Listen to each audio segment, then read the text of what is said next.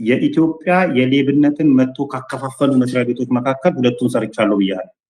እዛ ውስጥ እድሉ ነበር፣ ትላልቅ እድሎች ነበሩ። ሜቢ በአካል ስንገናኝ የምነግርህ በጣም ትላልቅ እድሎች ነበሩ። ያን ባለማድረጌ ምክንያት ተመትቼ ሆስፒታል ተኝቻለሁ። ጳውሎስ ሆስፒታል ተኝቻለሁ። አዎንታ በርሲሳ በቲክቶክ ስም በትክክለኛ ስም ገዛኸኝ ተሬሳ በኢትዮጵያ ማህበራዊ ሚዲያ ላይ መነጋገሪያ የሆነ ስም ነው። እጅግ በርካታ ዝነኛ አርቲስቶችና አጭበርባሪ የተባሉ ግለሰቦች ወደ ዘብጥያ እንዲወርዱ ያደረገው ይህን ሰው ተከትሎ በርካታ አነጋጋሪ ጉዳዮች እየተሰሙ ነው። ለመሆኑ አዎንታ በርሲሳ እየሰራቸው ካሉ ስራዎች ጋር የደረሰበት ዛቻ፣ የግድያ ሙከራን፣ ማስፈራሪያና ስድብ ምን ይመስላል? ስለዚህ የተሰማው ጉዳይ ምንድነው የሚለውን እንነግራችኋለን። ለመሆኑ በጥብቅ የሚፈልገውና በርካቶች ሊጎዱት የሚፈልጉት አዎንታ በርሲሳ በአሁኑ ጊዜ የት ይገኛል የሚለውን እንነግራችኋለን። ከዚህ በተጨማሪም አዎንታ በርሲሳ ካጋለጣቸው ሰዎች መካከልና ጥቃት ከደረሰባቸው ሰዎች ውስጥ አንዱ በተለይ ገንዘቡን የተበላው ሰው ራሱን ማጥፋቱ ተሰምቷል። ይህን አሳዛኝ ታሪክም ጨምረን እንሰማለን። በርካቶች ሐሳብ አስተያየታቸውን እየሰጡ ነው። አዎንታ በርሲሳ ማን ነው? የተሰራ የተወለደ ይህን ስራ የሚሰራው ለምንድን ነው የሚለውን አዲስ መረጃችን ተጠናቅሮታል፣ ተሰማላችሁ።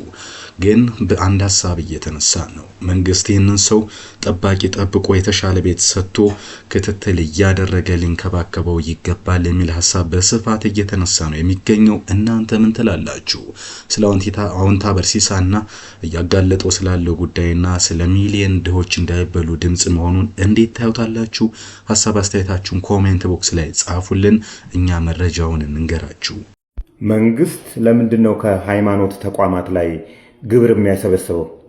ለምሳሌ ያህል የኢትዮጵያን ኦርቶዶክስ ተዋሕዶ ቤተክርስቲያንን ብንወስድ፣ የአዲስ አበባ ሀገረ ስብከትን ብቻ ብንወስድ፣ እንዲያውም አንዳንድ ቤተክርስቲያናት ብንወስድ ኦዲተብል ያልሆነ ገቢዎችን ያስገባሉ። ሳሊተ ምሕረትን ማየት ይቻላል። ሲምፕል ኤግዛምፕል።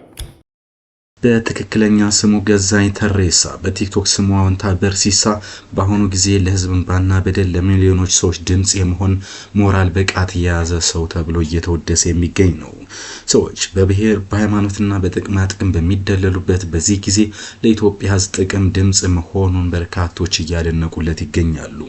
ገዛኸኝ የሚያነሳ የግል ጥቅምና ፍላጎት አይደለም፣ ለህዝብ በደልና መበዝበዝ መረጃ ማቅረብ ነው። ይሄ ልጅ ደግሞ በጣም አስደናቂ ነው፣ የ1000 ሰው ግምት ነው እየተባለ ነው።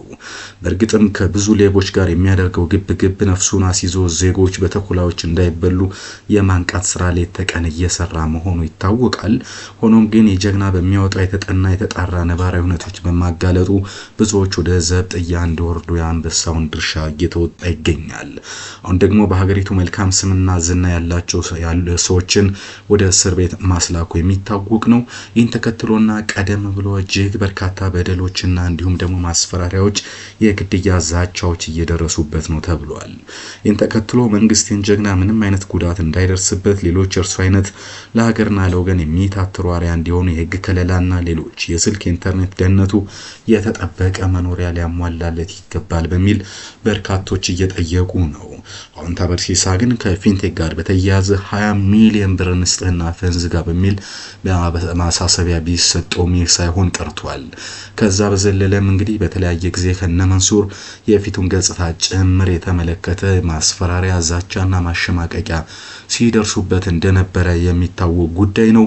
እንዲሁም ደግሞ በአሁኑ ጊዜ አደጋ ላይ ነው የሚባለው ኬክ ሃውሲንግን ጨምሮ ሌሎች በማጋለጡ ምክንያት ጓደኞቹ ለስር መዳረጋቸውንና እሱ መደበቁ ግን ተሰምቷል።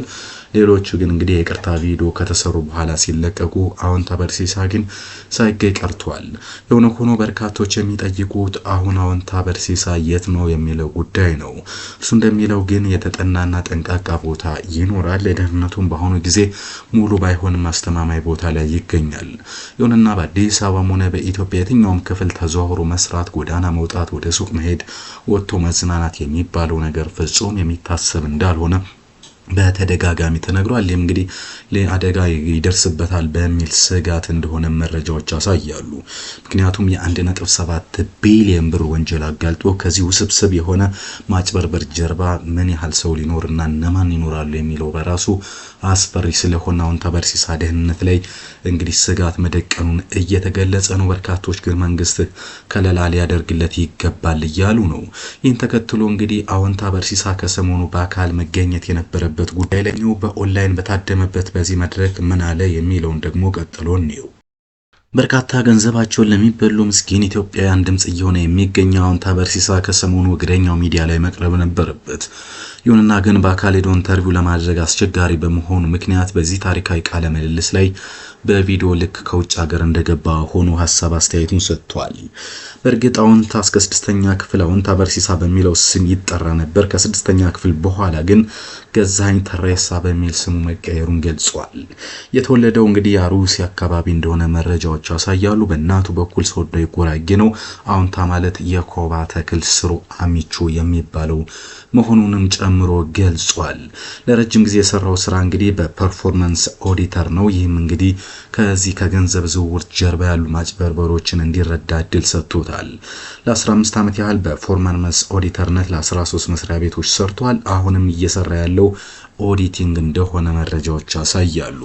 በእርግጥም በ2002 ዓመተ ምህረት ከሐዋሳ ዩኒቨርሲቲ አካውንቲንግና ፋይናንስ አጥንቶ ባችለር ዲግሪ መመረቁ የኦዲት ባለ ኦዲተር መሆኑንና ደግሞ ለረጅም ጊዜ በፐርፎርማንስ ኦዲተርነት መስራቱ ለዚህ እድልና ይህንን መረጃ እንዲያገኝ እንዳደረገው ይታመናል። በ2002 ዓመተ ምህረት ከሐዋሳ ዩኒቨርሲቲ ከተመረቀ በኋላ ብዙ መስሪያ ቤቶች ሰርቷል። በርካቶች ግን ሌብነትን ያለማመዱ መስሪያ ቤቶች ናቸው የሰራውባቸው ብለዋል።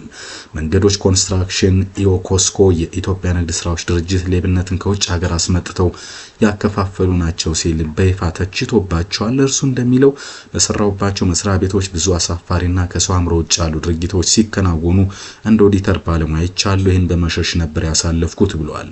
ስሸሻቸው እየተከተሉ ይመጡ፣ ከሀገርም አባረሩኝ፣ ፊት ለፊት ስጋፈጣቸው መሮጥ ጀመሩ፣ እያሸነፍኳቸውም ነው አሁን እያለ ይናገራል።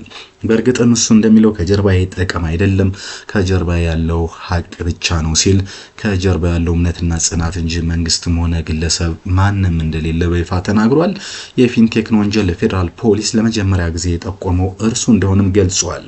በፌደራል ፖሊስ ከቂርቆስ ክፍለ ከተማ ጋር በመጠቆምና መረጃ በመስጠት ነው የሰራ ነው ብሏል። እንግዲህ ኮሚሽነር ብርሃኑ ይህን ነገር ከዳር የምታደርስልኝ ከሆነ የማደርግልህን አታውቅም ብሎ አበረታቶ ነበር። ፊንቴክ ውስጥ እንግዲህ የመኪና ሽያጭ ብቻ ሳይሆን የድንበር ተሻጋሪ ወንጀሎች አሉበት። ሰዎችን ወደ ውጭ ሀገር በሊቢያ በኩል ይልካሉ፣ ከዛም እንግዲህ ሀገር ውስጥ ገንዘብ ይቀበላሉ ሲል በድፍረት ተናግሯል። መኒ ላውንደሪም ነበረበት፣ አደገኛ ወንጀሎች አሉበት፣ ከሀገር ውስጥ የኢትዮጵያ ገንዘብ ይሸሻል ሲልም አሁን ተበርሲሳ ይህንን ስር የሰደደ ወንጀል ያጋልጣል። በነገራችን ላይ ወንጀሎችን መርምሮ ሳይጨርስ ሰዎችን መያዝ ተጀምሯል። ባለቤቱ ዳንኤል ዮሐንስ ያዘው ያን ጊዜ ግርማይ ከሀገር ወጥቷል፣ የዜግነት ድርሻን በዚህ ደረጃ ነው የተወጣው ሲል ፊንቴክ በርካቶችን ያነጋገርና አሁን ምን አርቲስት ሰራዊትን ጨምሮ በርካቶች ዘብጥያ ስለሚገኙበት ወንጀል ተናግሯል። እንደዚህ አይነት ነገር እንግዲህ ትጥቅ አይደለም የሚያድን ሲስተማቲክ መሆን ነው ይላል። እነሱ ሰፈር አልደርስም፣ እኔም ሰፈር ከደረሱ ደግሞ ከነሱ ጋር ግብ የማልፈጥርበት መንገድ መድረስ ነው በማለት ራሱን እንግዲህ ከጥቃትና ከጉዳት ለመከላከል እያደረገ ስላለው ጉዳይ ተናግሯል። ፊንቴክ ማለት ፋይናንስ ቴክኖሎጂ ማለት ነው። የቻይና ካምፓኒ ነው። ስራው ገንዘብ ማዘዋወር ነው እንጂ መኪና ማስመጣት አይደለም። የመኪና አስመጭነት ፈቃድም የለውም ሲል ከጀርባ ያለውን ነገር አጋልጧል። ጅቡቲ ላይ የታዩ መኪኖች ሸዋሸዋ ናቸው። የተለያዩ ሰዎች ያስመጧቸው እንጂ ፊንቴክ ያስመጣቸው አይደሉም። እንደሚመስለኝ ገንዘቡ ሊታጠብ ነው የፈለጉት። ገንዘቡን በዛ መንገድ ከሀገር አስወጥተውታል ብሏል። በእርግጥም ፊንቴክ በርካታ መኪናዎችን ተከራይቶ መስቀል አደባባይ ላይ ኢትዮጵያን በማሳየት በርካታ ወንጀሎችን መስራቱ መጨረሻ ላይ ተረጋግጧል። 19 ወንጀል አይነቶች ስላሉበት መንግስት የሚያየው ወንጀሎችን ብቻ ነው ብሏል። አሁን ተበርሲሳ እንግዲህ የፊንቴክ ባለቤት ዳንኤል ዮሐንስ ከዚህ በፊት የሎ ታክሲ የሚባል ድርጅት አቋቁሞ ወደ ባህልና ቱሪዝም ሄዶ ተፈቅዶለት የተለያዩ ባህሪያትን በማምጣቱም ተከልክሏል። የነጻ ቀረጥ መብቱን ለሌላ መኪና አስመጭ ድርጅትን በመስጠት 401 ሚሊዮን ብር በህገወጥ መንገድ መተላለፉንና ግርማይ ገብረ ሚካኤል የተባለው ደግሞ አስካሉካ ትሬዲንግ በሚል ደቡብ አፍሪካ ለዓለም ዋንጫ አጓጉዛለሁ ብሎ ብር ይዞ ጠፍቶ በኢንተርፖል ተይዞ መጥቶ ፍርድ አግኝቶ እየተለቀቀ መሆኑን አሁን ተበርሲሳ ገልጿል። አሁን ተበርሲሳ ሌላም ጉዳይ ይፋ አድርጓል። ዳንኤል ዮሐንስና ግርማይ ገብረ ሚካኤል 3.5 ሚሊዮን ብር አዋጥተው በ7 ሚሊዮን ብር በጋራ ፊንቴክን እንደመሰረቱ መረጃ አለው። ዳሰማን ደግሞ ዳንኤል ዮሐንስና ስቲፋኖስ ዮሐንስ በጋራ የመሰረቱት ነው ይላል። ላይፍላይን ኢንቨስትመንት የሚባልም አለ። አመጣጡ መስመሩም ይህ ነው። ከጀርባ ሆኖ ነበር ስራውን የሚሰሩት። በመታሰራቸው በፍጹም አላዝንም ይላል ቆራጡ አዎንታ በርሲሳ። ኢትዮጵያ ውስጥ ሌብነት በህግ አግባብ ፍርድ ሊሰጠው ይገባል። በአደባባይ ስቅላት ወንጀል ሆኖ ሲበየን ብቻ ነው የማስበው ይላል። በእርግጥም እንግዲህ አሳሳችና የውሸት ማስታወቂያ ምክንያት ህብረተሰቡን አሳስታቸዋል ብሎ መንግስት ከያዛቸው እኔ ልሆን አልችልም ተጠያቂው ይላል። በእርግጥም በ7 ሚሊዮን ብር ካፒታል መኪና አስመጣልን ያለ ካምፓኒ አላዩትም ማለት ነው፣ ወይም አይተውት ችላ ብለው አልፈውታል ማለት ነው። ይህ ደግሞ በፍጹም መሆን የለበትም ብለዋል። አንድ ማስታወቂያ ሲሰራ ህጋዊነቱን ማረጋገጥ የማስታወቂያ ሰራተኛው ኃላፊነት ነው። በፍትሐ ብሔር ያስቀጣል፣ በውስጡም ወንጀል አለበት በማለት ገልጿል። በአምባሳደሩም ዲና ሙፍቲ የፓርላማ አባል ስለሆኑ ያለመከሰስ መብት አላቸው። ያለመከሰስ መብታቸውን አስነስቶ ወደ ፍርድ ቤት ማቅረብ የፖሊስና የፍትህ ሚኒስትር ስራ ነው፣ ፓርላማውም ኃላፊነት አለበት ሲልም ጉዳዩን አንስቶታል። ከዛ ውጭ እንግዲህ በርካታ ያልተያዙ ሰዎች አሉ። ድምጻዊ ታደለ ሮባ የፊንቴክ አምባሳደር ነው። ጋዜጠኛ ትዕግስትም አለች። 2 ቲክቶከሮችም አሉ። እነዚህንም እንግዲህ ፖሊስ ድርሻውን እንዲወጣ ጥሪ ያቀርበዋል። አብርሃም ግዛው እንግዲህ አንድ ቦታ ላይ ብቻ እንዳልነበረ ገልጿል። ሄሎ ታክሲ ላይ ፊት ለፊት ታይዋለ፣ ፊንቴክ ኢንቨስትመንት ላይ ይታያል፣ ዳሱማ ትሬዲንግ ላይ እንዲሁም ተሳትፎ ያለው ነው፣ ሳያውቅ ነው ሊሆን አይችልም ብሏል። በእርግጥ የፖሊስ ሪፖርት እንደሚያመለክተው እያንዳንዳቸው 8 ሚሊዮን ብር የሚያወጣ መኪና ተሸልመዋል። ይህ ካገኙት ገንዘብ ውጭ ነው በቁጥጥር ስር ተውለው የሚገኙ አርቲስቶች ማለት ነው። መንሱር ጀማልን እንግዲህ ደጋግሜ የነካካሁት ደጋግሜ ስነካካው ሚዛኑ ሳተና ሰደበኝ፣ የኔ ድክመት መልክ የሆኑ ታየው፣ ተሳደበና ፖሰተ ብሏል። መንግስት የሚለቀው ከሆነ ተምሮ ስቃይ ተማሪ ሆኖ ይወጣል የሚል ተስፋ አለኝ። ወንጀልና ክፋት ይለያያል ሲልም የገጠመውን ጉዳይ ጀግናው አዎንታ በርሲሳ በስፋት ገልጿል። በዚህ ጉዳይ እንግዲህ ብራቸውን ከተበሉ ሰዎች ውስጥ ቂርቆስ ክፍለ ከተማ ራሱን ያጠፋ ሰው ስለመኖሩም አዎንታ በርሲሳ ገልጿል። ከሰው የጀርባ ልጆች አሉ፣ ቤተሰብ አለ። አንደኛው ኩላሊቱን ዲያሊሲስ የሚያደርግ ሰው ነበር የተበላው ይህን ገንዘብ ነው ሲል አሳዛኙን መረጃ ለኢትዮጵያ ህዝብ አዳርሷል። ማስታወቂያ ፍትሐ ብሔር ጉዳይ አይደለም። እስከ 5 ዓመትም ያሳርስ ወንጀለኛ መሆንም ግልጽ ነው። ንግድ ፍቃዱን አልተመለከቱም። የራሳቸውን ገንዘብ ብቻ ነው የተመለከቱት። ምክንያቱም ይህን ቢያይኖሩ እንደነ ሉላ ገዙና ጸገነት አበባ አመለሰት ሙጫ ይህ ማስታወቂያ ይቅርብኝ ይሉ ነበር። እነ ሉላ ያዩት ነገር ስላለ ነው ይቅርብኝ ያሉ ሲል እነሱንም አመስግኗል። ከዛ ውጭ ግን ሰራዊት ፍቅሬን ጨምሮ ሰለሞን ቦጋለና አንዳንድ ጉዳዮችንም አዎንታ ይፋ አድርጓል። ሰራዊት ፍቅሬ ከዚህ በፊት ሲኖትራክ ይመጣላችኋል ብሎ ገንዘባቸውን የተበሉ ሰዎች ብዙ ናቸው ብሏል። ሰለሞን ቦጋለም እንግዲህ ለሆስፒታል ብዙ ብር ለቅሞ እስካሁን ገንዘብ አላየንም፣ ገንዘብ ገንብቶት ብናየው እናከብረዋለን፣ ግን እስካሁን ግልጽ የሆነ ነገር የለም ሲል ሰለሞን ቦጋለ ሆስፒታል ግንባታ ጀርባ ያለውን ጉዳይ አንስቷል። ለማንኛውም ዜጋ ዜጋ ነው፣ ዋነኛ ዜጋ የሚባል ነገር የለኝ። ማንኛውም ሰው ወንጀል እስከፈጸመ ድረስ በህግ እኩል ነው። ግን የሌብነት ቴክኒኩና አዘራረፉ በአሁኑ ጊዜ በከፍተኛ ሁኔታ እየጨመረ ነው፣ ውስብስብነቱም በጣም ጠንካራ ነው ብለዋል። ገንዘባቸውን የተበሉ ሰዎች ጀርባ እንግዲህ ብዙ ቁስል አለ። ያን ቁስል ደግሞ ሁሉም ኢትዮጵያ ሊሰማው ይገባል። ሰራዊትም ሊያዝን ይገባል።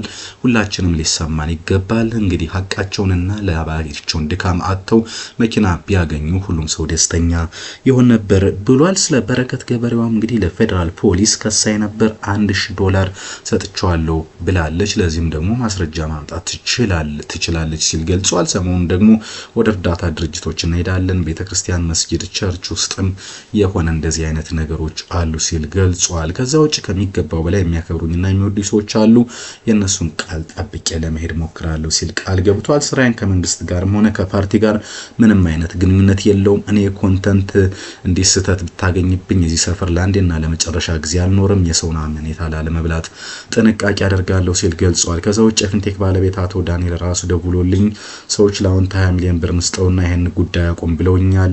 ልስጣቸው ወይስ አንተ ተነጋግረህ ነው ወይ ብሎኛል ብሏል። ህዝቡ የሚሰጠኝ 5 ብር ጣፍጦኝ ነው የምበላው ብሏል። በነገራችን ላይ ኢትዮጵያ ለአዎንታ በርሲሳ 5 ሚሊዮን ብር በየወሩ ደሞዝ እንደሚከፍሉ የሚታወቅ የሚታወቅ ጉዳይ ነው። ከዛ ውጭ እንግዲህ ለልጆች የማስተላልፈው ርስት ይሄ ብቻ ነው። የንጹህነቴ ረሃብ ካላስቸገረኝ፣ ድህነት ካላስቸገረኝ ይዤው ጓዛለሁ ብሏል። በእርግጥ ተደብድቤም ጳውሎስ ሆስፒታል ተኝቼ አውቃለሁ ብሎ የደረሰበትን ጉዳይም ገልጿል።